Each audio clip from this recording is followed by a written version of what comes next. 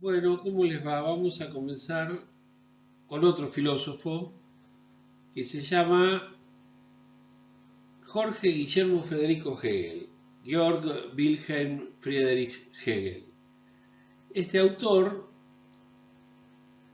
nació en 1770 y murió en 1831.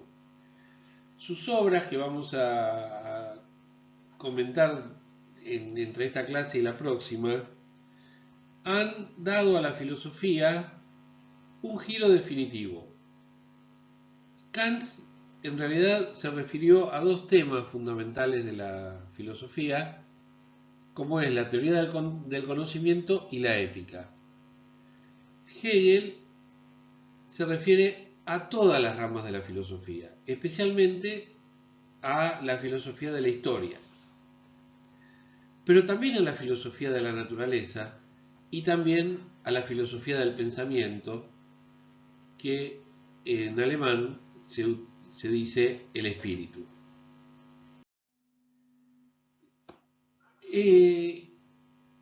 Con Kant hemos visto la dificultad que tenía la metafísica para referirse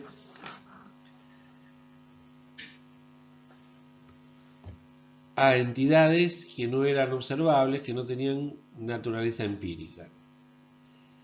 Hegel va a discutir esta noción y va a preferir la noción de lo absoluto a la noción equívoca de Kant, que se llamaba la cosa en sí, o el noúmeno.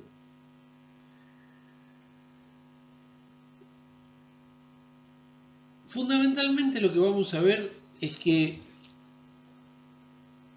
la idea de sustancia y la idea de cosa tiene dos dificultades fundamentales. Nosotros tenemos cosas, ¿sí? Por ejemplo, esta lapicera de color rojo. Pero no es nada la lapicera sin el papel donde escribo. Y no es nada el papel, la lapicera, si no está el escritor. Y no es nada el escritor si no está el lector. Para pasarlo en limpio, la realidad no son cosas separadas. Un aspecto de nuestra inteligencia necesita separarlas, podríamos decir, idealmente, pero en la realidad, en la práctica cotidiana, las cosas están siempre en relación.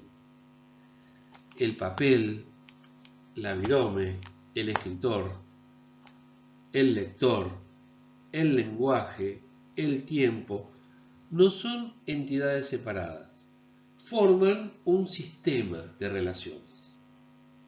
Y ese sistema de relaciones no existe al margen de la mente, no existe al margen de nuestra inteligencia.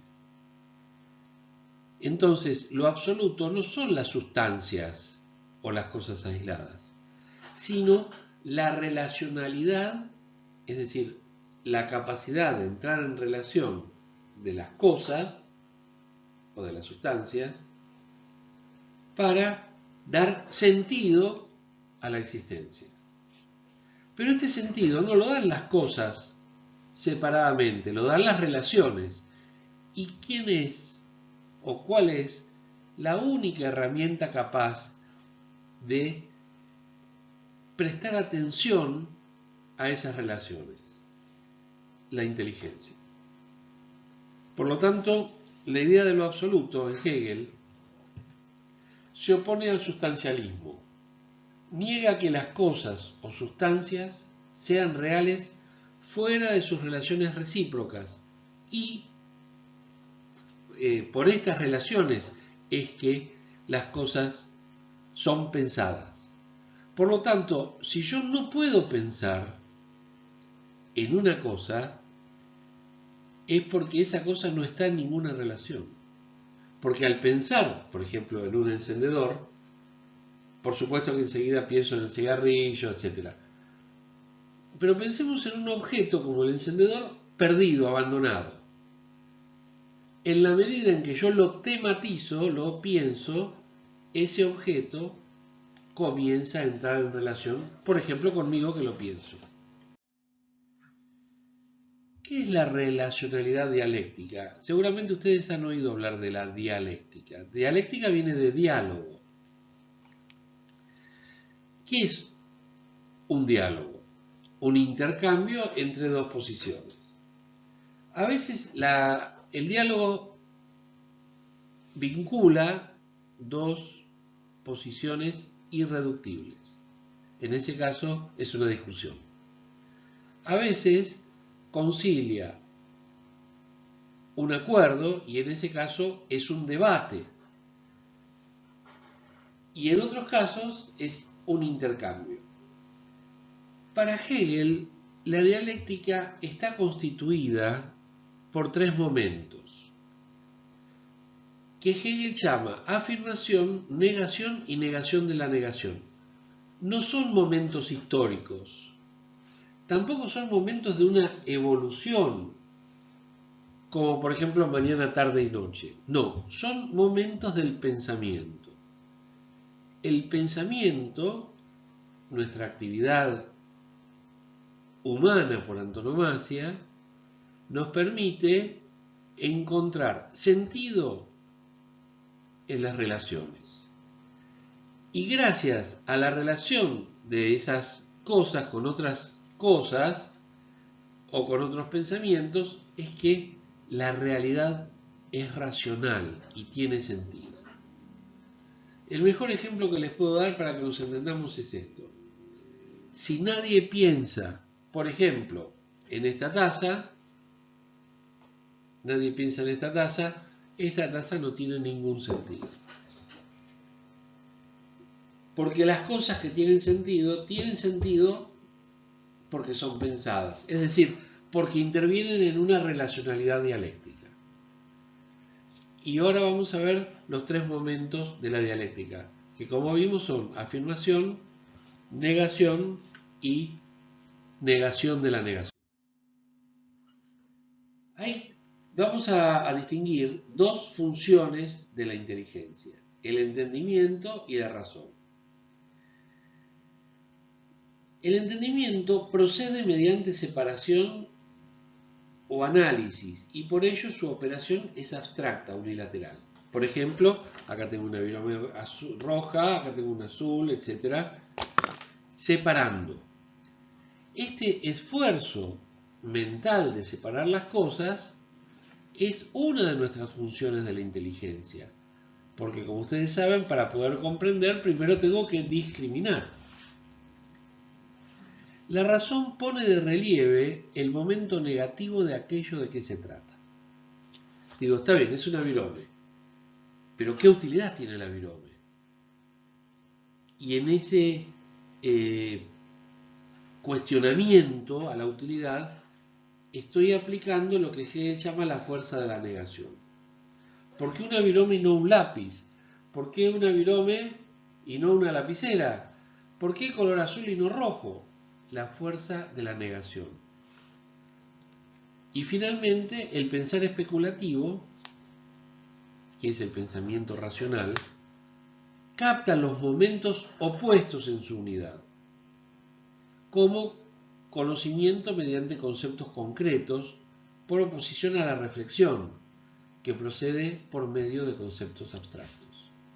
Es decir, el pensamiento especulativo me permite a mí entender de qué se trata cada cosa, no porque entiendo las cosas abstractamente o separadamente, sino porque las represento, las capto en su concreción, es decir, cómo funcionan en realidad.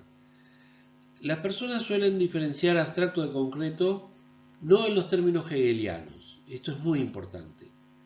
Abstracto quiere decir separado y concreto quiere decir mancomunado, vinculado, unido.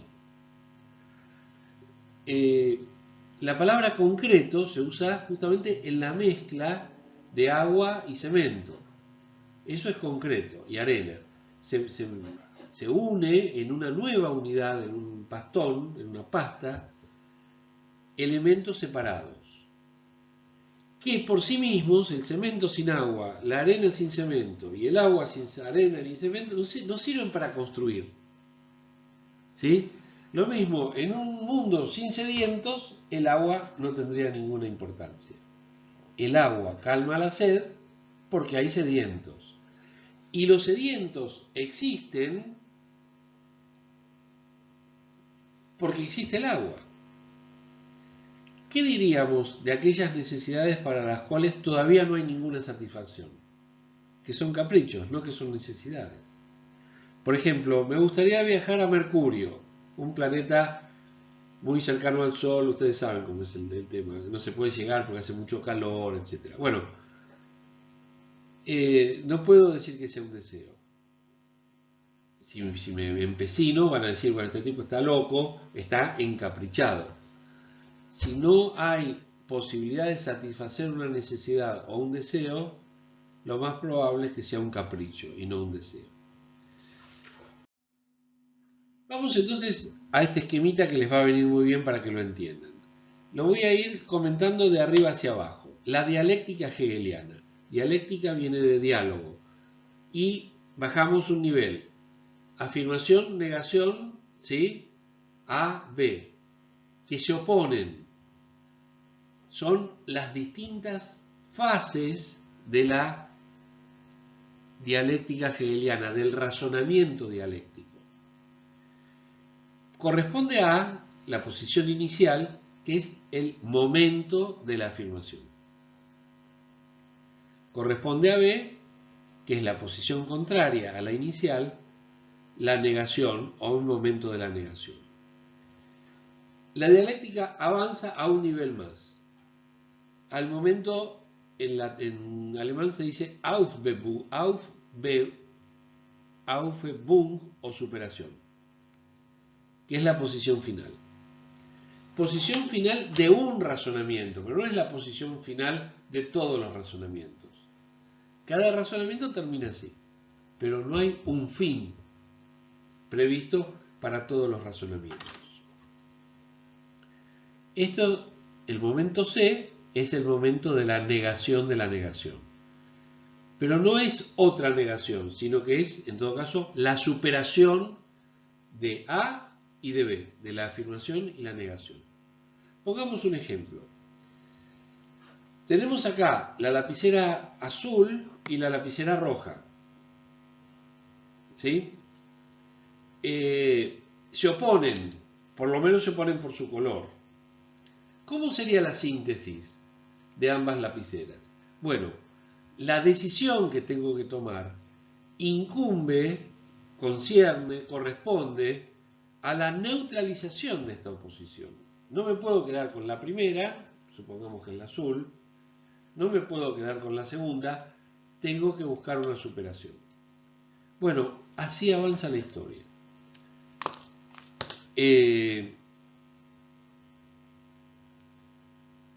Contrasto, comparo de manera distintiva un elemento con otro y en el momento de la negación razono para obtener una superación de ambas posiciones.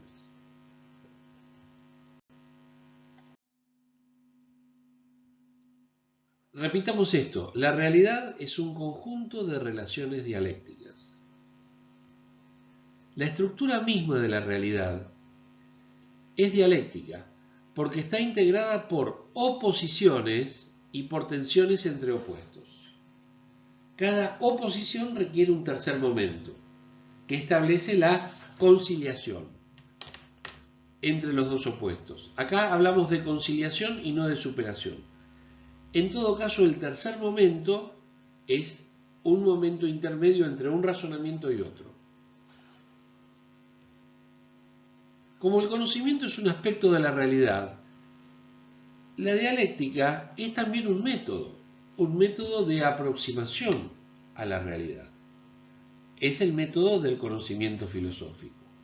Como ven, no es un conocimiento que estudia estructuras abstractas, sino que las pone en relación. Y ese poner en relación, aunque ustedes no lo crean, aunque a ustedes les parezca mentira, es lo que hacemos siempre. El conocimiento de las discriminaciones es válido, pero no es el conocimiento de lo absoluto. No podemos vivir en un mundo sin conocimientos absolutos. Por supuesto, absoluto no quiere decir definitivo. Absoluto quiere decir que ha neutralizado, para comprender algo de la realidad, ha neutralizado las oposiciones entre las cosas y las ha convertido en relaciones dialécticas. La realidad, como vimos, es una totalidad, pero hay tres tipos de totalidad.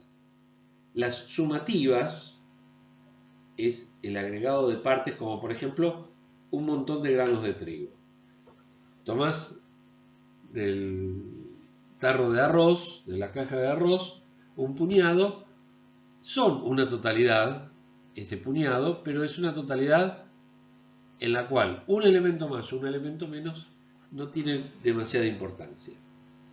Los elementos son sustituibles y la totalidad se conforma simplemente por la acumulación de unidades que para la totalidad son irrelevantes. Lo único importante para la totalidad es el número. 3 granos de arroz no podríamos decir que es un puñado de arroz, pero una cucharada grande de arroz seco es ciertamente una totalidad.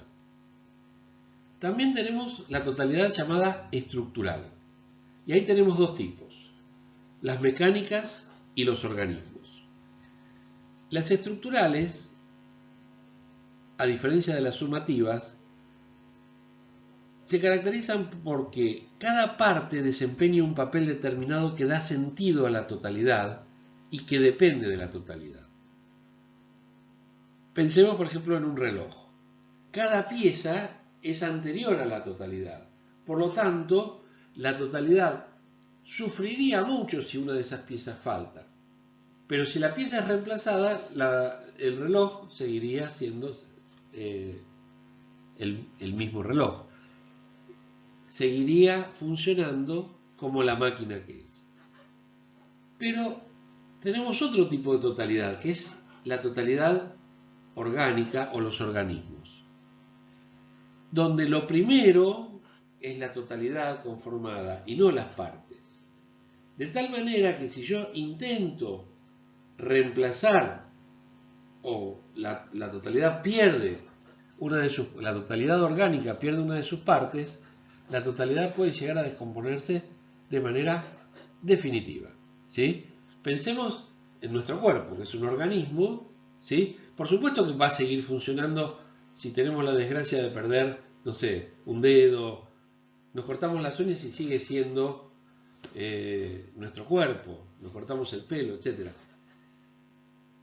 No es ese tipo de pérdidas, sino es el tipo de relaciones que, por supuesto, son irrelevantes las relaciones que producen las uñas, pero no es irrelevante para el sistema circulatorio, por ejemplo, el funcionamiento del corazón. En ese caso, una pérdida significaría un cambio completo de la totalidad en cuestión. En cambio, a un auto le puedo cambiar una pieza y el auto seguirá siendo el mismo auto. Volvemos sobre un tema que adelanté hace un ratito, lo abstracto y lo concreto. Una cosa en sí misma es abstracta. Cualquier cosa, incluso lo que a nosotros nos parece lo más material del mundo, no sé, esta taza, ¿por qué es abstracta? Porque la cosa en sí misma, la cosa en sí de Kant, no establece la necesidad de pensar la taza, por ejemplo, en relación con el té, la taza en relación con el plato, la taza en relación con la tetera, etc. Por ejemplo, una palabra fuera del idioma del que constituye un miembro, esa palabra es totalmente abstracta. No sé, una palabra en latín, como puede ser la palabra mens. Bueno, mens, ¿qué significa? No significa nada, es una palabra abstracta. Lo abstracto es lo incompleto, lo unilateral y lo contradictorio. En cambio, lo concreto es la verdad de algo. Es decir, es su realidad plena. Lo que es en realidad lo es solo en su referencia a la totalidad. Lo verdadero siempre es el todo.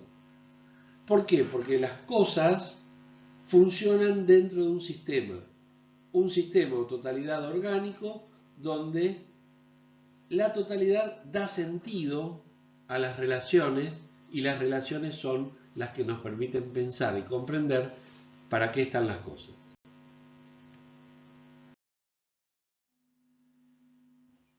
Dos expresiones que tienen que ver con lo abstracto y lo concreto, el ser en sí y el ser para sí. Se dan cuenta que ser en sí es la cosa en sí y el ser para sí es el ser o la entidad en función de las relaciones que contrae. El en sí es el momento más abstracto de toda existencia, cuando todavía no se han manifestado sus contradicciones y todavía no ha alcanzado su verdadera realidad. Por ejemplo, ¿qué es la ventana en sí? Bueno, nada, porque la ventana que se contradice con la pared, porque evidentemente no es, está en la pared pero no es la pared, que se contradice la ventana de aluminio con la ventana de madera, etc. ¿Sí? Una ventana en sí nosotros la podemos pensar, pero su sentido no está en la idea abstracta de la ventana, sino en la utilidad que presta. Bueno, la ventana sirve para que entre la luz, para que entre aire, para adorno, etc. Para Kant, el ser en sí era inaccesible, incognoscible. Para Hegel, el ser de la cosa no es inaccesible. Lo que pasa es que es abstracto. Yo puedo dar una definición, por ejemplo, de lo que es un árbol, pero esa definición no me dice nada de todas las relaciones que puede tener un árbol, con la leña, con la fabricación de muebles, con la sombra, con la producción fruti-hortícola, con lo que sirve, digamos, el árbol para colgar una hamaca, para que el perro se cobije en los días de lluvia, etcétera, etcétera, etcétera. Lo que cada cosa es, lo manifiesta. Las cosas, el ser busca manifestarse, no ocultarse. Por eso estamos tan lejos del pensamiento de Kant. El ser de algo es su manifestación. Lo que algo es no consiste en estar encapsulado en sí mismo, que sería el modo de ser de la sustancia, sino que es su ser el que quiere salir de sí, mostrándose. El ser para sí es aparecer ante otro. Hay una cosa muy importante que es el pasaje del en sí al para sí. Ese pasaje, ¿dónde se realiza? En el pensamiento. Una sustancia es comparable con la semilla, que en su propio desarrollo, ¿qué hace? Desaparece como semilla, para realizar su verdadero ser en el árbol y sus frutos. La semilla en sí, encapsulada, se tritura en un proceso de crecimiento que permite que de ahí salga el árbol y del árbol saldrá el fruto. Esto es muy importante. ¿Conciencia o espíritu? Yo hasta ahora he hablado de la mente, de la inteligencia. Ya llegamos al punto en que vamos a hablar de la conciencia o del espíritu. ¿Qué es la conciencia o el espíritu? Lo que tiene la propiedad de aparecer ante sí mismo, de ser a la vez sujeto y objeto para sí mismo. Esto es de reflexionar sobre sí mismo. El resto del universo está para mostrarse, pero nuestra conciencia, además de estar para mostrarse, de manifestarse, nuestra conciencia está para volverse sobre sí misma. Es el carácter reflexivo de nuestra conciencia. Hegel define a la filosofía como la ciencia de la idea que se piensa a sí misma. La que se piensa a sí misma es la ciencia. Y el contenido de esa ciencia es la idea reflexiva. Hay tres caminos para exponer la filosofía de Hegel. El primero es un camino histórico. Y ahí está su libro famoso Lecciones sobre la historia de la filosofía, donde muestra cómo esa historia es la marcha hacia su propio sistema. Hegel considera que filósofos anteriores a él han preparado el terreno para que surgiera a comienzos del siglo XIX la posibilidad de reflexionar de manera totalizadora sobre la historia de la filosofía. Por eso se llama uno de sus textos clásicos Las lecciones sobre la historia de la filosofía. Pero también, en segundo lugar, está la fenomenología del espíritu. Fenomenología quiere decir la ciencia de la conciencia de la experiencia. Es decir, poner en evidencia cómo la conciencia, desde sus formas inferiores, casi puramente animales, termina por llegar al saber absoluto de la filosofía. Y ahí vamos a ver que hay tres tipos de organización del pensamiento o de espíritu. El espíritu subjetivo, el espíritu objetivo y el espíritu absoluto. Esto lo veremos más adelante. Finalmente está la enciclopedia de las ciencias filosóficas. En este caso, Hegel lo que hace es desarrollar de manera sintética, pero de manera completa, todas las obras que él ha venido haciendo a lo largo de su camino filosófico. Empezó con la historia de la filosofía, termina con una especie de filosofía de la historia, con una especie de reflexión sobre el sentido que tiene la historia humana de cara al desarrollo de la filosofía occidental. Él la llama la filosofía universal, pero es la filosofía o una parte de la filosofía occidental. Por eso es que tenemos tres caminos para exponer la filosofía de Hegel: la marcha hacia su propio sistema, la introducción a ese sistema y la reconstrucción total de la realidad. Este tercer camino es el que tiene que ver con la fenomenología del espíritu. Y lo que vamos a ver es que hay una completa coincidencia entre el pensamiento que piensa la realidad y la realidad que es pensamiento. Es como el perro que se muerde la cola, el círculo que se anuda a sí mismo. Con Kant a lo mejor nos hemos acostumbrado a pensar que la realidad está ahí afuera.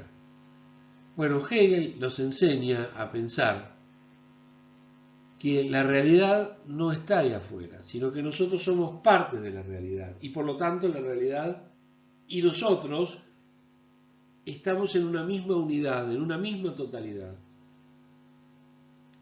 sin la posibilidad de ponernos más lejos o más cerca, afuera o adentro. ¿Cuáles son las disciplinas que integran el sistema hegeliano? La lógica, vamos a hablar la semana que viene de la lógica, estudia la idea en y para sí antes de manifestarse. Bueno, no se diferencia mucho de la lógica que se estudia en otras ramas o en otras escuelas filosóficas. La filosofía real, que comprende la filosofía de la naturaleza, que considera la idea en su ser otro, es decir, hecha extraña para sí misma, ignorada por sí misma. Como vimos hace un ratito, la conciencia es ese sector del universo, la conciencia humana, ese sector del universo capaz de representarse, de presentarse ante sí mismo, capaz de ser reflexivo. En cambio, la filosofía real es la capacidad de reflexionar, pero no que tiene las cosas, sino que tiene nuestra conciencia respecto de las cosas.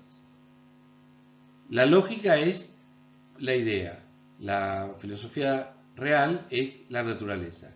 Y finalmente, esta es la filosofía del espíritu. Ahí sí, nos ocupamos de la idea, pero no antes de manifestarse, sino desde su ser otro en la naturaleza y regresa a sí misma. Termino con esto. La filosofía nos permite reflexionar. Y en esa reflexión nos damos cuenta de que nos integramos, de que estamos integrados a un mundo que nos pertenece. Nosotros no somos ajenos al mundo, ni el mundo o el universo es ajeno a nosotros. Por eso es que tenemos que pensar que la misma materia en su evolución llegó a un punto de autorreflexión. Ese es el espíritu. La filosofía del espíritu de Hegel intenta reflexionar, aportar ideas, aportar sentido sobre la vinculación entre el ser humano que es naturaleza y el ser humano que es pensamiento. Por eso la filosofía del espíritu se ocupa de la idea que desde su ser otro en la naturaleza regresa a sí mismo, pero ya con la fuerza de la dialéctica y de la filosofía. Yo sé que este tema es muy complicado, no se queden viendo este video una vez sola, véanlo 2, 3, 4 veces, tomen apuntes y háganme llegar todas las dudas que les vayan surgiendo. Les dejo un abrazo y nos veremos la semana que viene.